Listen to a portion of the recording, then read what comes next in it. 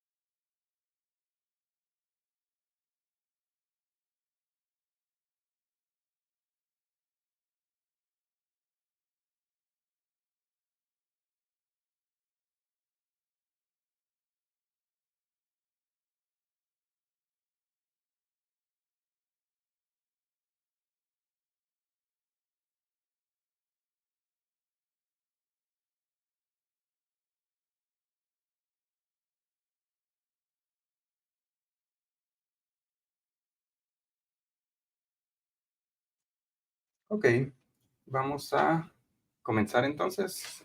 Buenos días a todos.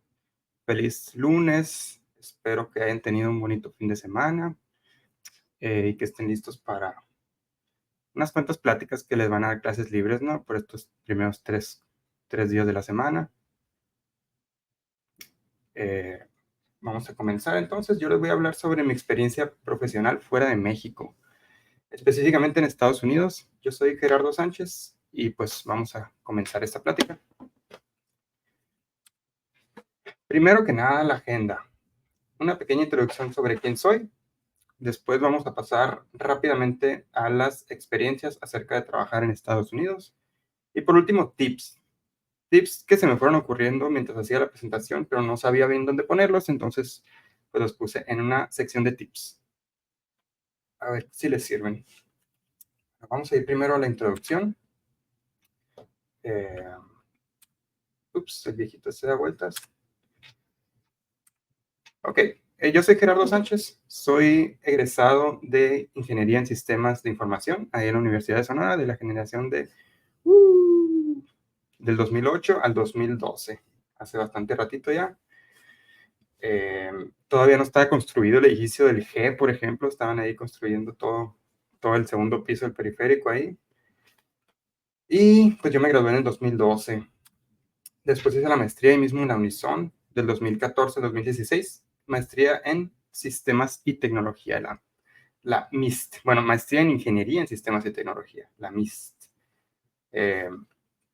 Ahí en esa maestría hice como una tesis que era relacionada a gestión del conocimiento, que es básicamente como que todo lo que sabe una compañía, cómo lo compilas en un lugar, en una base de datos, un repositorio. En la compañía en la que yo hice mi tesis había un reguero de información que realmente nadie utilizaba, y lo que hice yo fue hacer un sistema que centralizaba todos esos aportes de la gente, de las conferencias, las pláticas, las entrevistas, los entrenamientos y todo en una sola plataforma. Y después, en base a eso, medía como que el rendimiento de los empleados, ¿no? Según sus aportes a los activos de conocimiento. Bueno, yo me dedico al desarrollo de software. Actualmente mi título es Senior Software Development Engineer in Test. Está medio largo el asunto, pero básicamente pues soy hacker. No, no es cierto, pero pues puse esa imagen nomás porque pues es un programador así como de la uni, ¿no?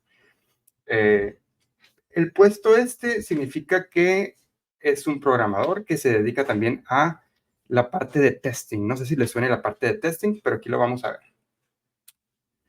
¿Qué diablos es test? Test significa, pues, prueba, ¿no? Pues sí, test significa básicamente prueba. El software testing es parte del reino de QA, que significa Quality Assurance, que es, a su vez, aseguramiento de la calidad del software. ¿Cómo aseguramos la calidad del software? Pues rompiendo el software antes de que llegue a producción. ¿Qué significa romper el software antes de que llegue a producción? Encontrar un bug, básicamente. O sea, lo que hace una persona que se dedica al testing es agarra la aplicación, le pica por todos lados hasta que se rompe, después reporta eso que se rompió al programador y el programador lo arregla. Y ya después lo pasan de vuelta a la aplicación y cuando llega al cliente en producción, ya no existe ese error que la persona de testing encontró. Entonces, mi puesto se dedica a eso, a asegurar la calidad del software. Básicamente son cazadores de bichos o de bugs, ¿no? Por eso puse la imagen esa chafita. En otras palabras, un QA utiliza herramientas, metodologías y técnicas para verificar que el software desempeñe las funciones para las que está diseñado. O sea, que son como que el último filtro. Ya que está lista el software, pues la parte de QA son los que se aseguran de que el software realmente tenga esa calidad para el que fue diseñado. Vamos a poner un pequeño ejemplo aquí de qué hace un QA, ¿no? Vamos a poner un campo de nombre, de apellido y de email. Un QA, por ejemplo, sería, ok, ¿qué pasa si a un campo de mi correo electrónico no le pongo la arroba en mi correo? ¿Me va a dejar que le dé submit al formulario? ¿O me va a decir que tengo un error? ¿O qué va a pasar? Esas son la clase de cosas que hace un QA. Asegurarse de que para lo que debe estar diseñado el software, haga lo que sea que quiere. ¿Qué pasa, por ejemplo, si le mando 7 millones de caracteres a mi nombre? ¿Me va a dejar que meta esos 7 millones de caracteres? ¿O el campo se va a cerrar? ¿Me va a decir que hay un máximo? Esas son las clases de cosas que prueba un QA. Por ejemplo, también te puedes ir al área de seguridad o de vulnerabilidades. ¿Qué pasaría si al campo de la contraseña le mando un query para SQL para que borre la base de datos de producción? ¿Qué va a pasar ahí? ¿Se va a poder borrar? ¿Me va a prevenir todo eso? Esa es la parte, la clase de cosas que hace un tester o una persona de QA. Bueno, continuemos. Experiencia laboral previa. Primero, cuando salí de la uni, pues trabajé en Nearsoft, que es una compañía que está por ahí por el Quiroga y García Morales, ahora se llama Encora, antes se llamaba Nearsoft, y yo trabajaba con un cliente de ellos que se llamaba Switchfly. Yo entré con ellos de intern o de practicante, ya después me quedé. Yo empecé como tester justamente, probaba todas eso que les dije de los campos de texto y esto y los caracteres máximos, yo lo hacía todo eso cuando estaba bebé. Y después, como a los 2, 3 años de haber hecho eso, toda esa clase de pruebas manualmente, me entró el gusanito de, ok, ¿qué pasa? ¿Puedo hacer estas pruebas con programación, con código? Y ahí fue cuando me di cuenta que existe otra área de la parte de QA que es la de automatización de pruebas. O sea, usas un código para crear un robotito que básicamente hace lo mismo que hace una persona, pero ahora con código. ¿Eso qué causa? Que el probar sea más rápido. En su momento, al principio, cuando tienes que automatizar estas pruebas, es un poquito más tardado, ¿no? Porque pues no nomás tienes que llegar y poner el arroba y ver si funciona o no. Ahora tienes que inspeccionar la página y ver dónde está el elemento este de la página que es para ponerle el correo y después mandarle unas teclas para que sea el arroba y toda esa clase de cosas las cachas con código. Entonces fue ahí donde hice la transición a programación orientada a testing, que es lo de Software Development Engineer in Test. Ok, en esta compañía pues yo me dediqué había muchas pruebas manuales, que son pues básicamente casos de prueba, ¿no? De que voy a probar que al correo se le pueda poner tal cosa, o que no se le pueda poner tal cosa. Pues todo esto son la clase de cosas que probaba, ahí las empecé a implementar con código de programación. Y fue ahí cuando dije, ok, esto está padre, voy a buscar otra chamba donde pueda utilizar estos conocimientos ya desde cero y ya con un título más importante y también con obviamente más sueldo, porque las personas que hacen pruebas manuales tienen un sueldo un poco más reducido que las personas que hacen programación, más técnicas. Entonces fue ahí donde me contrataron en EPAM Systems, que es una compañía también parecida a Nearsoft, que hace como contrataciones de subcontrataciones para otros clientes, y yo trabajé en una compañía en California que se llamaba eTrade. Esa compañía, pues básicamente es lo de todo lo que tiene que ver con stocks, ¿no? Con las acciones y con que sube la bolsa y toda esa bola de cosas. A mí me tocaba, pues, hacer todo eso de la programación. En esa compañía me tocó probar aplicaciones de celular. En vez de probarlas en las páginas, probaba aplicaciones en el celular, igual con código, ¿no? Ahí fue cuando me fui a vivir a California. Bueno, un poquito más contexto, yo actualmente trabajo en el área de desarrollo de software de un banco en Estados Unidos. Mis responsabilidades son gestionar, mejorar y mantener una serie de frameworks basados en Java, los cuales son utilizados por miembros de la empresa. Estos frameworks son básicamente una serie de herramientas o métodos o clases hechas en Java por nuestro equipo, las cuales utilizan librerías que son de open source para hacer su uso más sencillo, rápido e integrado. Trabajar con un equipo de offshore para resolver los tickets de soporte técnico. Básicamente esas son mis responsabilidades actuales en la chamba. Está un poco confuso, ¿no? Pero nada más quería proveer un poquito de contexto con lo que hago. Vamos a continuar. Ahorita puedo devolverme tal vez a esto de la experiencia laboral, pero bueno, vamos al área de experiencias acerca de trabajar en Estados Unidos.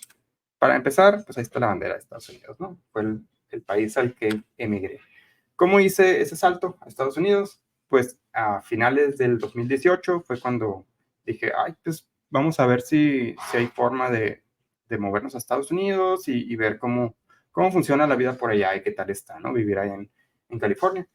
Me mudé a el Bay Area, que es básicamente donde están todas las empresas estas de que Google y Facebook y Amazon y todo ese rollo, ¿no? Ahí fue donde quería experimentar cómo era la vida por aquel rumbo.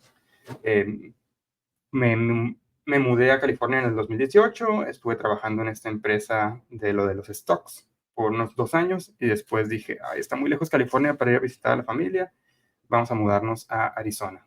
Y actualmente vivo en Arizona desde el 2020. Trabajo en esa compañía que es un banco. ¿Qué me llevó a tomar esta decisión?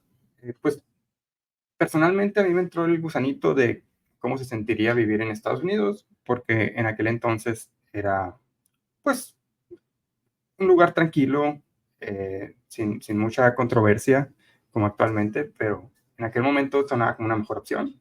Eh, Era para experimentar la vida de ese lado, ver qué tal estaban esos nuevos horizontes, conocer la cultura, la comida y todo eso. Y obviamente pues iba persiguiendo también un mejor sueldo, que es la razón principal por la que mucha gente emigra, ¿no? Para unos sueldos mejores y poder hacer su patrimonio. ¿Cómo estuvo ese proceso y la transición de moverme a Estados Unidos? Pues son varios pasos para todo esto de trabajar en Estados Unidos. Primero que nada, investigar las oportunidades, ¿no? ¿A qué me refiero con esto? Pues es ver qué clase de oportunidades existen allá afuera, meterte a recolectar sitios web para empezar, ¿no? De que, ok, ¿en qué clase de páginas puedo encontrar yo chambas? Pues la más conocida, como todos ustedes saben, es el LinkedIn, el LinkedIn. Ahí ponen muchas chambas, ponen en qué lugar están situados, qué clase de cosas ofrecen, si te ofrecen pagarte la mudanza, si te ofrecen patrocinarte la visa, todas esas son cosas muy importantes que tienes que ver. Hay un montón de páginas, ¿no? Como hay otra que se llama Indeed, otra que se llama Monster. Hay un sinfín de páginas donde se puede buscar chamba. Después de investigar estas oportunidades, bueno, lo que hice yo en mi caso fue buscar puestos con un título parecido al mío, ¿no? Mi título en aquel tiempo, pues le llamaban como QA Engineer, y pues lo que hice yo fue buscar chambas relacionadas a eso, ver más o menos qué empezaban a pedir en esas chambas, ¿no? De que, ok, yo actualmente le manejo el Java y le muevo un poquito a las bases de datos, ¿qué más te están pidiendo? No, pues estamos pidiendo que le muevas a todo lo de integración continua o continuous development y toda esa clase de cosas que yo no hacía en ese entonces. Entonces ahí fui yo ajustando mi currículum para, pues claramente cuando esas compañías llegan y ven tu currículum, pues lo ligan con lo que están pidiendo ellos y basado en eso, pues te llaman o no te llaman. Entonces lo que hice yo fue trabajar en muchos proyectos personales que utilizaran esas herramientas que estaban pidiendo las personas de las compañías en Estados Unidos. Fue básicamente hacer muchos proyectos propios utilizando tecnologías más nuevas, o si estaban pidiendo eso de lo de integración continua, pues yo ahí averiguar cómo funcionaba todo lo de integración continua e ir actualizando mi currículum, ¿no? Para quedar afín a lo que ellos pedían. Otra cosa de ajustar el currículum que yo no sabía, yo lo estaba haciendo todo bonito, lo hice así como que casi en el Power, en el Photoshop, ¿no? Así que quede muy bonito mi currículum. Y me di cuenta que la gran mayoría de las empresas utilizan unas cosas que se llaman ATS, Applicant Tracking System, que son básicamente unos sistemitas donde todas las personas que les mandan el currículum, esa maquinita agarra el currículum, lo inspecciona, lo lee todo, y ya basado en lo que lee, llena ciertos campos en ese sistema, los cuales pues pueden filtrarse, alimentan esas plataformas internas y el reclutador es lo que ve realmente, no ve tanto tu currículum. Entonces ya yo cambié mi currículum a que fuera leíble. Hay muchas páginas que te checan si tu currículum es leíble por estos ATS. Entonces ya que vi que mi currículum era leíble perfectamente, fue con el que me quedé y ya empecé a mandarlo. ¿Qué sigue de aquí? Entrevistas y más entrevistas. Este proceso es un poquito frustrante, es lento, eh, porque claramente no te vas a quedar con la primera empresa en la que entrevistes. O a lo mejor y sí, la mejor de las suertes, pero en mi caso fue un proceso un poco lento. Era mi primera empresa a la que buscaba chamba, así fuera de haber estado de practicante. Entonces fue un proceso de, ok, a ver, ¿cómo están las entrevistas? ¿Qué clase de entrevistas existen? Existe primero la que el reclutador nada más te contacte y más o menos te pregunta qué sabes. Ya después te manda con el macizo de la empresa y que te empieza a preguntar cosas bien extremas y pues a veces te batean, a veces mandan a la siguiente entrevista y es un sinfín de entrevistas. Tienes que estar listo para esa clase de obstáculos o pues de desafíos, ¿no? Que tienes que sobrellevar. En mi caso, pues fue iterativo, ¿no? Fue, ok, vaya en esta entrevista porque por esto y esto, que me ponía a estudiar sobre eso o tomaba notas para la siguiente vez ya no tener duda con esa respuesta y toda esa clase de cosas. Entonces, pues entrevistas y más entrevistas. Te vas a topar con muchas entrevistas. Y también cuando pides chamba te van a pedir una cosa que le llaman las cover letters, que son básicamente una carta de portada. O sea, que antes de que mandes tu currículum, muchas compañías te dicen, ¿quieres mandar una cartita extra adicional? Y esa cartita adicional, hay algunas compañías que sí la toman en cuenta, que es, ok, me pongo a investigar yo sobre la compañía, redacto un párrafo pequeño, unos ¿qué te gusta? 300, 400 líneas, no es cierto. Un parrafito pequeño que demuestre tu interés hacia la compañía y que dé un poco de información adicional de cómo tus habilidades actuales pueden colaborar en esa compañía y con su cultura, ¿no? A ver qué tanto te adaptas a ellos. Y eso a veces sí da como que un paso extra, un plus relacionado o comparado con otros aplicantes. Entonces sí les recomiendo que ya en el futuro que empiecen a aplicar o que quieran aplicar, pues que tomen en cuenta las cover letters. Y por último, pues, en cuanto al proceso y la transición, es la parte de negociación, ya que a mí me aceptaron en la empresa esta en California, pues ya fue sentarme yo con pluma y papel y ver, ok, ¿cuánto cuesta la vida por allá? Si sobrevivo con este sueldo que me están ofreciendo o no. Y ya te tienes que meter de lleno y ver qué clase de cosas quieres, qué clase de vida quieres tener, cuánto sueldo te gustaría ganar, qué promedios hay por allá. Y todo eso tiene que ver con la negociación. Ya después de que llegas a un punto medio entre lo que te quieren pagar y lo que tú quieres, pues adelante. Ya viene la parte de todo el papeleo, que viene siendo el proceso de la mudanza y la visa y todas esas cosas. ¿Cómo estuvo la transición? Pues es el rollo de todo lo de la visa, pues sí toma su tiempo, toma su papeleo y toma su paciencia, pero es completamente lograble y no es algo que nada más porque esté ahí como obstáculo le vas a sacar la vuelta, es algo que es necesario y que todas las empresas lo hacen. Entonces el lado del papeleo, pues ahí va a estar.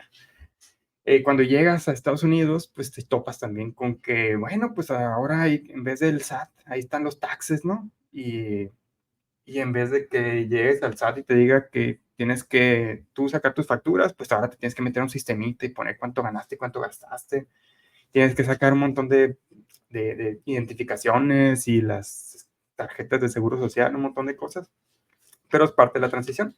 Eh, pues todo el rollo legal realmente requiere informarse y requiere moverse. Vamos a continuar. ¿Cómo es la cultura laboral en Estados Unidos? Pues realmente depende mucho de la compañía, pero en las compañías que yo he estado, en general, el área de desarrollo de software, la gente de todos los de los programadores y relacionados, esos son personas relajadas, son personas con ideas abiertas, podría decir que progresistas, eh, son realmente muy abiertos a- a otras culturas extranjeras, más también porque en las empresas de Estados Unidos, pues es una mezcla cultural, ¿no? Hay personas de la India, hay personas de Rusia, hay personas de Estados Unidos, mexicanos, de todo tipo de lugares. Entonces, es una mezcla que ya está esperada y los empleados pues simplemente la bien vienen con brazos abiertos, ¿no? Mm, por ejemplo, la gente de la India son personas que son muy entregadas, son personas muy trabajadoras, pero a veces yo diría que son demasiado trabajadoras. De repente ves que trabajan 8, 10, 12 horas y ahí están porque su cultura es así, trabaja mucho y vas a lograr cosas. Y también siempre que les pides algo te dicen sí, sí, sí, sí, sí, sí, inmediatamente. Son muy acomedidos con todo eso, ¿no? Esa es la gente de la India. Por ejemplo, la gente de Ucrania, de Bielorrusia, de Rusia, son personas que son más directas. A veces sí saben más decir no, no lo voy a hacer. Y eso también es un valor muy bueno en una compañía. Tú saber poner tus límites y saber hasta dónde llegar. Son más directos los ucranianos, rusos. Trabajan un poco menos, pero yo diría que son más eficientes en cuanto al rollo de trabajar. Sacan la chamba más rápido y a veces más limpia. Son patrones, ¿no? Que se notan ya trabajando con ellos.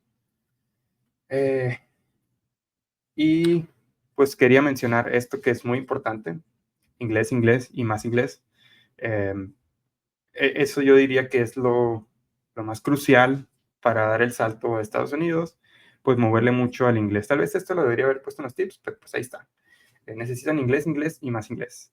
Eh, en la uni no sé hasta cuánto les piden, creo que es el quinto nivel o algo así, pero si pueden y tienen el tiempo, síganle metiendo ganas al inglés, a la conversación, al Duolingo, a lo que quieran que les pueda ayudar con el inglés.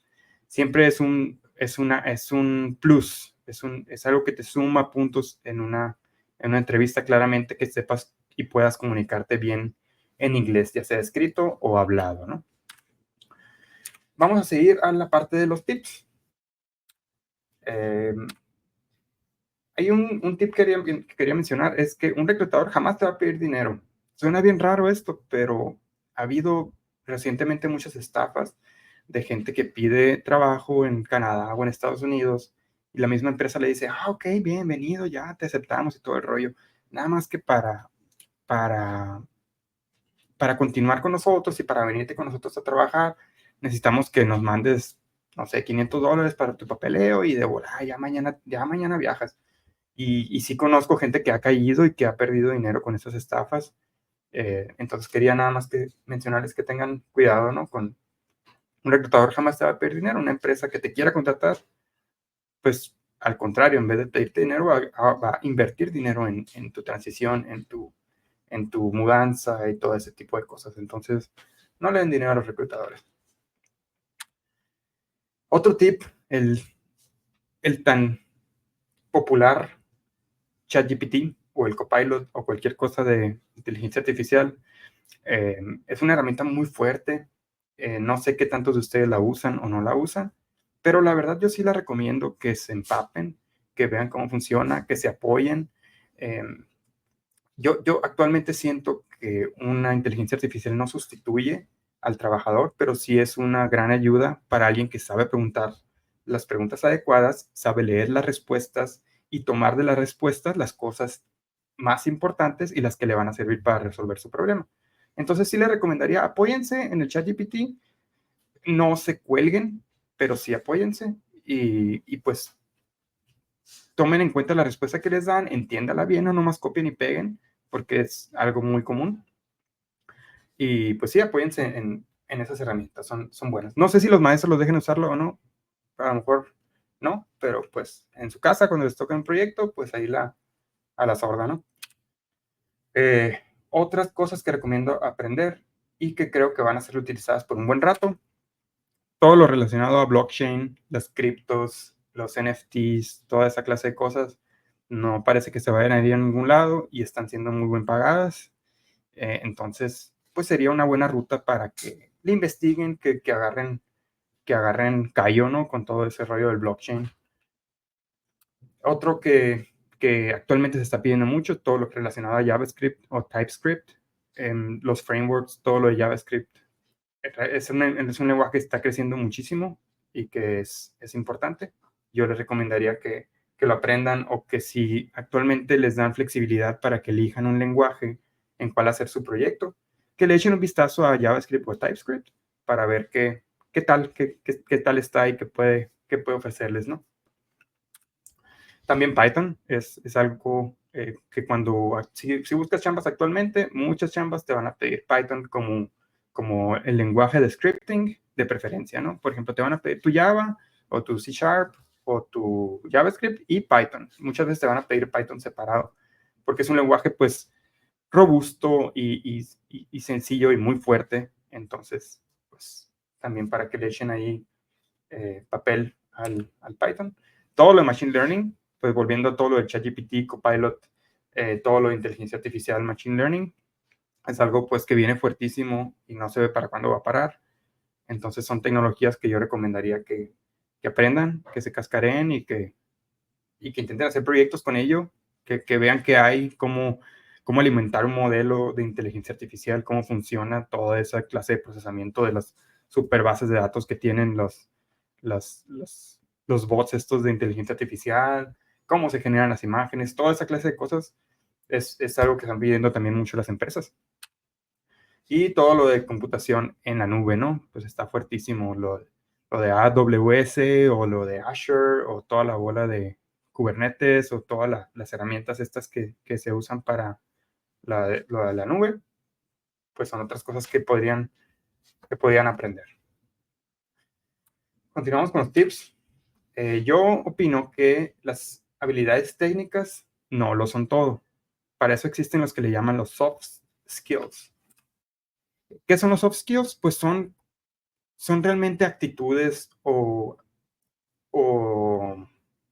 pues sí, aptitudes culturales que no tienen que ver realmente con programación, que sirven mucho en las empresas, que sirven mucho al buscar chamba y al encontrar chamba y también cuando estás tú en la empresa, también te dan mucho valor como empleado y te da la importancia para que te conviertas en parte crítica de la empresa. Comenzando por la comunicación. Tener excelente comunicación para mí es muy importante, ya sea hablada y también escrita. ¿Qué me refiero con excelente comunicación? Pues, por ejemplo, si llegas a estar trabado y, no puedes progresar y tu jefe ve que no estás progresando, antes de que él vaya y te regañe, tú ve y dile, jefe, pues estoy trabado aquí, no sé qué pasa, nada más quería comunicarle aquí el problema que tengo aquí y pues ver qué podemos hacer. Eso tu jefe lo va a agradecer muchísimo porque tú llegaste con el problema a intentar apagarlo antes de que se convirtiera en un problema real que afectara a todo el equipo y que tuvieran que ir a regañarte a ti. Esa es la comunicación hablada, saber comunicarte bien con el equipo, hablar de frente y sin miedo. Y la comunicación escrita también es importante, tener buena dicción, buena sintaxis, buena gramática, buena ortografía, también es algo que se aprecia. Y también, más que nada, bueno, en el área en que yo trabajo, que tiene que ver con pruebas, con testing, todo el lado formal, el lado correcto, siempre es muy importante. La comunicación hablada y escrita. Adaptabilidad. Pues esto, como dice la palabra, poderte adaptar, no aferrarte mucho a que no haya cambios, ¿no? Porque las empresas cambian todos los días y de repente un día están trabajando en algo y dicen, oye, esto ya no sirve, hay que trabajar en lo nuevo y pum, te hacen un cambiazo directo y hay mucha gente que se frustra, que renuncia o que dice que no. Ser adaptable es una buena soft skill, es poder cambiar tus prioridades, ¿no? Sin mucho problema y estar dispuesto a ayudar en lo que sea necesario. Trabajo en equipo. También es algo que suena muy obvio, pero no mucha gente lo hace, según mi experiencia, el poder integrar a tu equipo en actividades o cuando ves que alguien está trabado, batallando, acercarte a él si tú tienes la respuesta en vez de dejarlo batallar. Si ves que alguien, por ejemplo, está trabado con algo y no ha comunicado al jefe, decirle, oye, veo que estás trabado, antes de que se convierta en un problema, hay que trabajar en equipo y ver cómo lo solucionamos. Todo eso tiene que ver con el trabajo en equipo.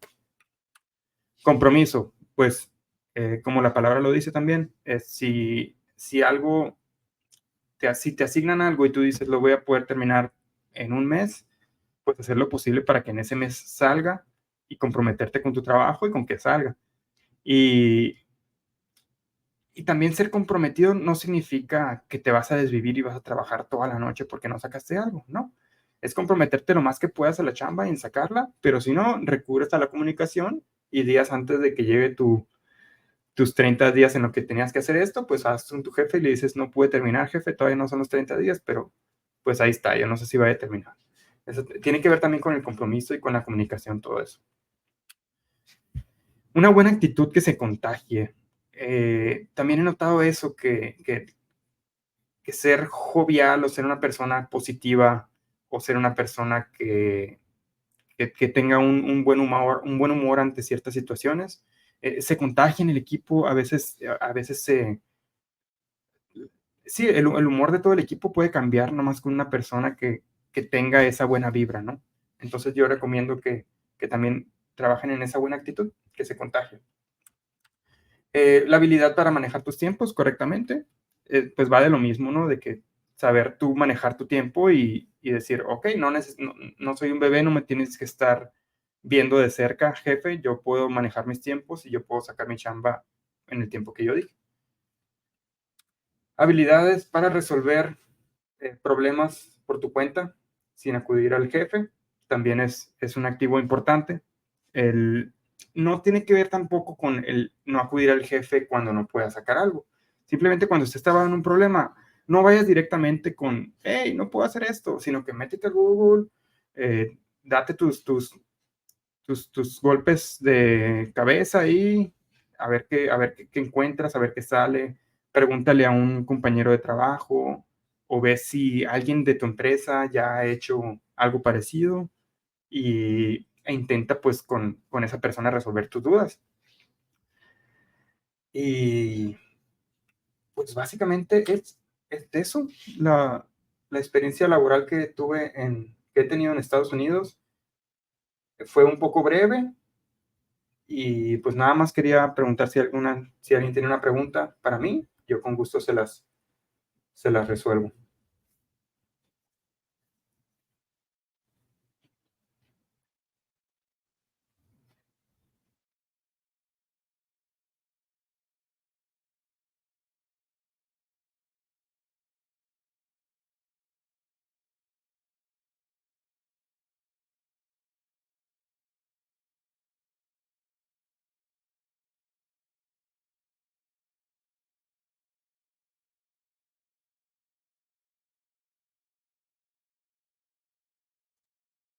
También me puedo extender en cualquier tema que haya faltado, en el área de la experiencia acerca de trabajar en Estados Unidos, por ejemplo, si a alguien le quedó alguna duda sobre.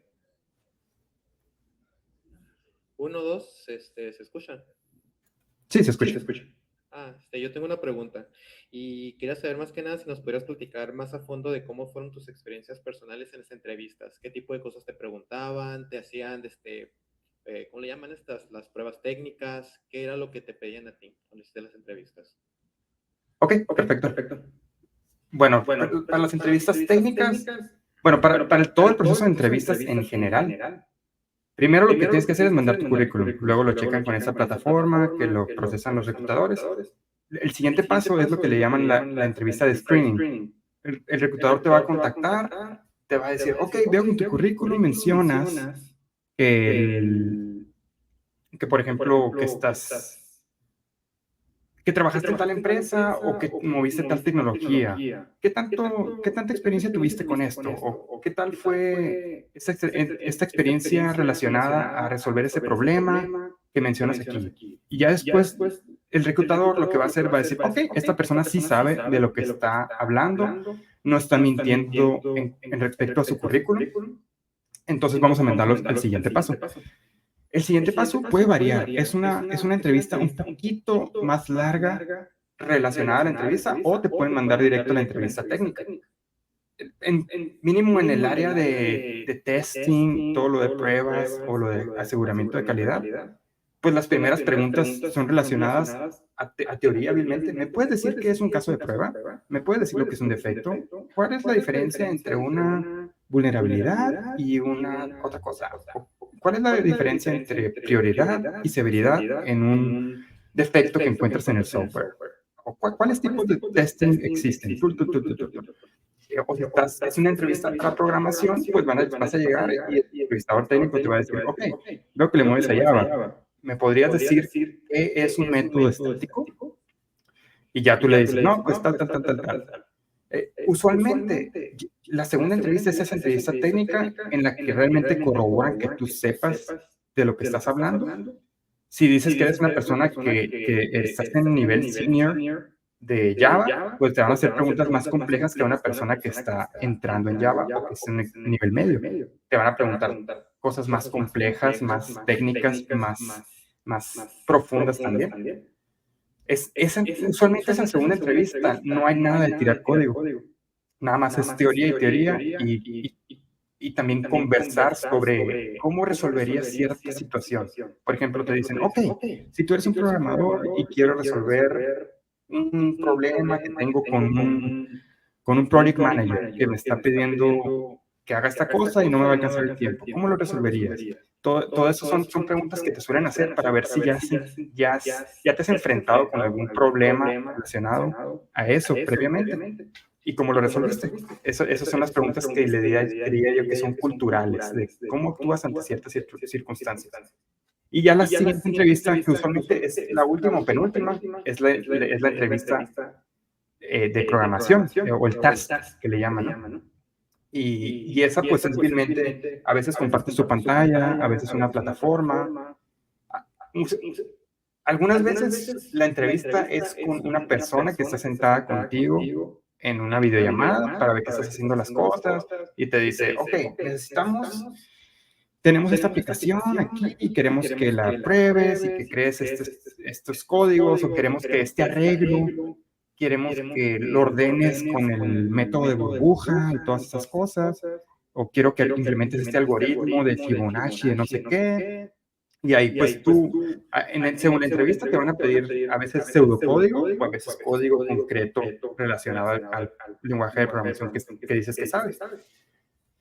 Eso es por el lado de la entrevista técnica en vivo. Hay otros que te mandan una tarea, por ejemplo, en un viernes te dicen, hey, quiero que el domingo me mandes esto resuelto. Y son actividades que sí son de 3, 4 horas para resolver algún problema más difícil, más técnico y en lo que tú puedes desplayarte más. Y finalmente, si pasas estas entrevistas, te suelen mandar a una última entrevista con una persona ya de un alto cargo, ¿no? Por ejemplo, un manager o la persona de recursos humanos, el jefe de recursos humanos, que te hacen preguntas ya de que, ok, ¿cuánto estás esperando ganar? ¿Qué clase de beneficios estás esperando? O también son preguntas circunstanciales, ¿no? De que si tu manager te manda a que hagas tal cosa, ¿qué harías? Todo ese tipo de cosas son el último filtro. Y, y no sé si eso respondió tu pregunta.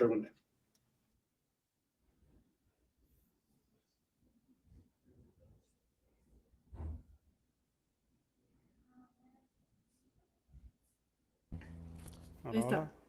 Yo tengo una pregunta. ¿Cómo es lo del tema del salario? Ya que comentó que era una de las razones por la cual dio el salto. Y aparte, al momento de considerar y de negociar con la empresa, ya tener una oferta, usted dijo o consideró los impuestos que se le pueden aplicar a su salario. Qué buena pregunta, porque todo lo relacionado al dinero muchas veces está muy oculto, no lo menciona mucho la gente. Y pues realmente es la parte importante, es para lo que te vas por la lana, persiguiendo la chuleta. Entonces, pues Híjole, pues primero, sí, tienes que preguntar cuál es el rango salarial que están ofreciendo, ¿no? Hay ciertas compañías que te dicen, otras que, por ejemplo, hay unas que te dicen, sí, te ofrecemos un rango salarial de $100,000 a $150,000 al año. Depende de cómo te vaya en la entrevista o de qué tan pesado estés, ¿no? Y hay otras empresas que te dicen, pues, ¿cuánto quieres ganar? Y dependiendo de lo que dices, pues algunas te batean, algunas te dicen, no te puedo pagar tanto. Pero usualmente el sueldo que manejas es antes de que le quiten los impuestos. Entonces, si tú estás manejando una cifra, a esa cifra tú le tienes que calcular cuánto le quitarían el gobierno, que es un montón. Si te dicen, te vamos a pagar 100 pesos, pues el gobierno te va a quitar tus 40 pesos. Entonces, sí es muy alto los impuestos que te ponen en Estados Unidos. Depende del estado, depende de la ciudad también en la que vas a trabajar.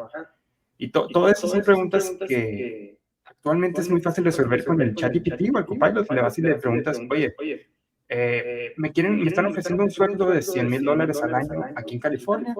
¿Cuándo me va a terminar llegando a la tarjeta? No, pues te va a estar llegando tanto al mes. Y ya en base a eso tú vas viendo cuál es el promedio de costos de vivir allá en California y tú evalúas.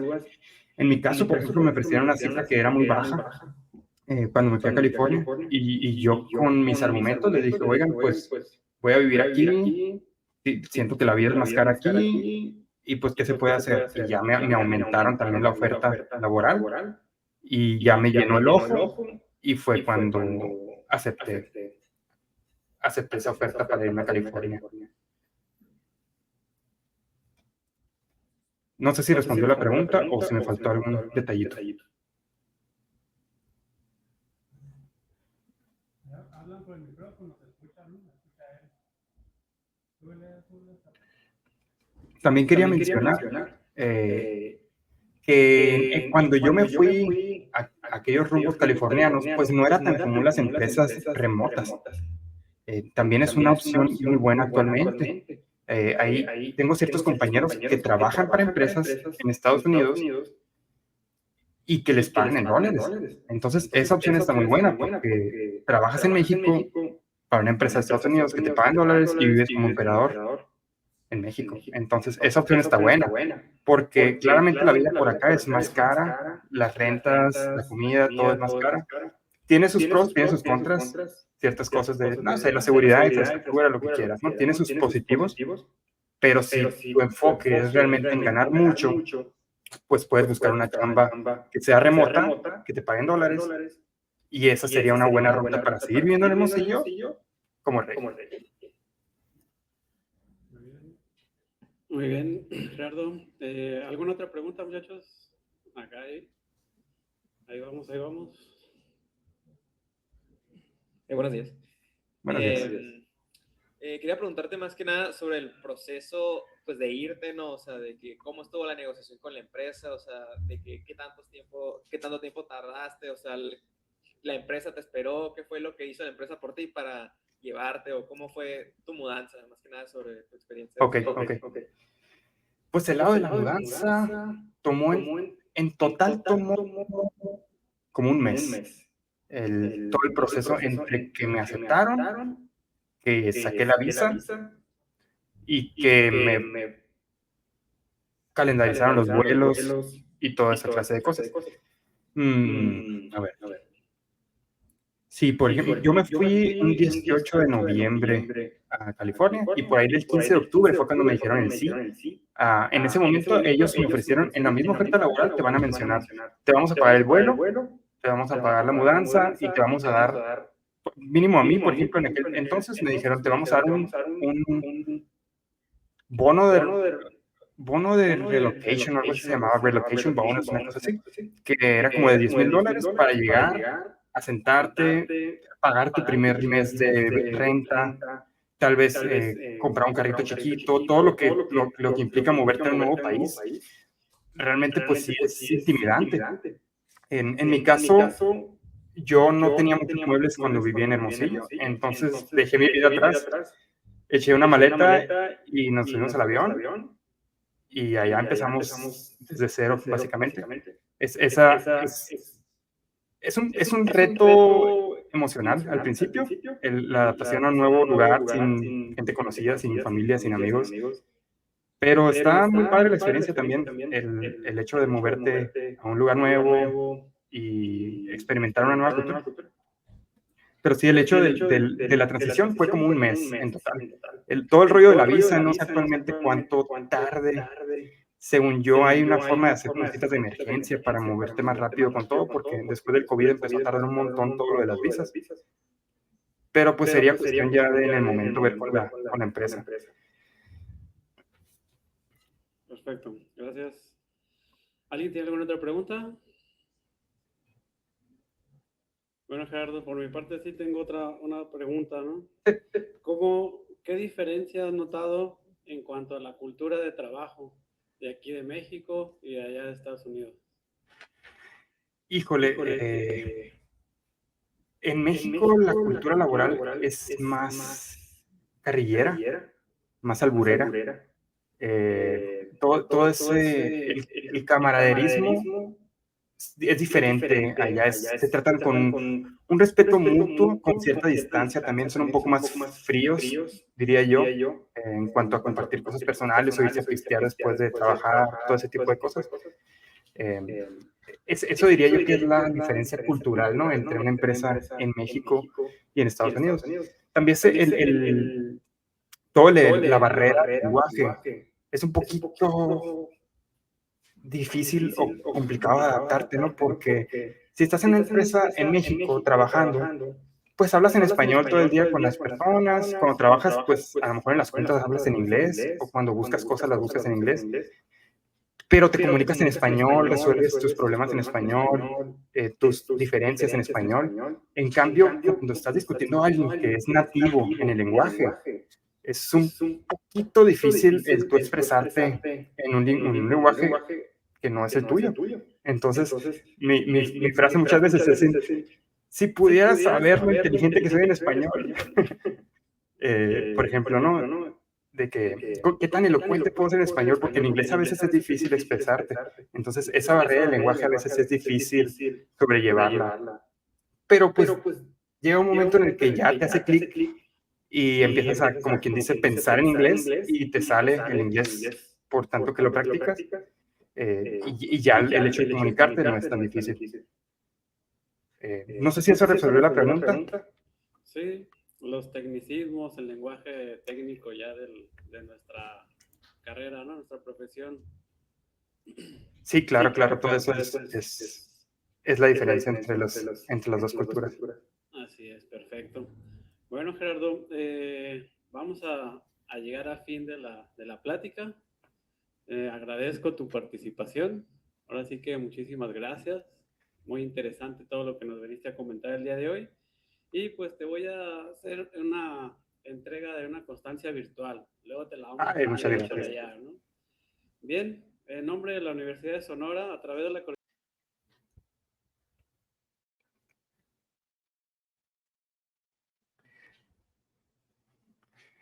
Ahí se fue el audio, pero creo que todavía me escuchan y creo que todavía están hablando. escuchamos, pero ahí está. Sí, te escuchamos.